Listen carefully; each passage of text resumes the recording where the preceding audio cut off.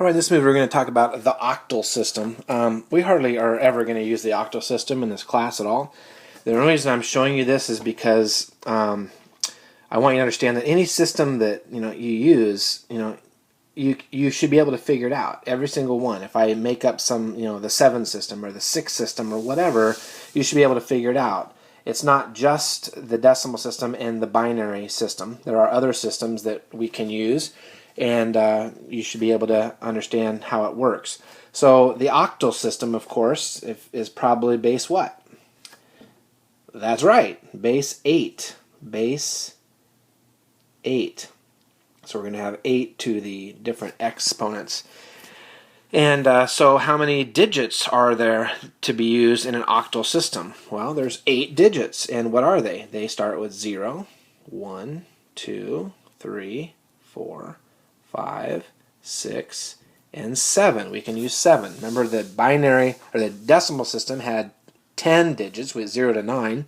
The binary system only had 2 digits, 0 to 1. The octal system would have 8 digits, 0 to 7.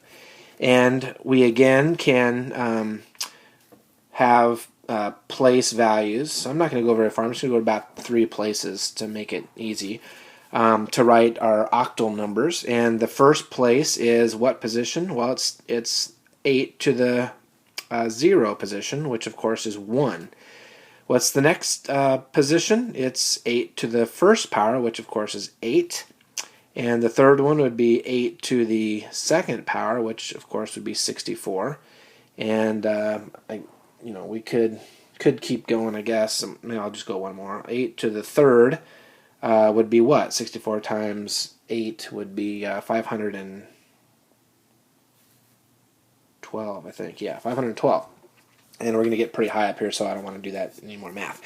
So remember, all I have to do is take the digit times the place value and then add them all up, and I'll be able to figure out what a particular number is. And so this is just another system. The same way, we use the exact same type of system, and this time, though, we're grouping things by 8. So let's put in a number here. Let's have this just be 0, 1, 6, 7. There's an octal number. And I want to know, and that doesn't mean the decimal number is 167. That's the octal number, 167. What would be the decimal number? How can I convert this to an actual number that we kind of understand, a decimal number? Well, I have a 7 in the ones position, right? So that means I'm going to take 7 times 1, add a 7. I have a 6 in the 8 position. That's 6 eighths, 6 groups of 8. How many is that total? That's 48. 6 times 8 is 48. I have a 1 in the 64 position, so I have one group of 64. So that's another 64. If I had a 2 in this spot here, I'd take 2 times 64. So I have a 0 in the 512 position, so I don't have to worry about that at all. So I can add these up. 119. So a 167 octal number converted to decimal would be a 119 decimal number. 119 decimal number. Okay, and of course you could convert backwards the other way. Let's just go ahead and take a decimal number of 90. Decimal number of 90, and let's write that. What is that in octal form?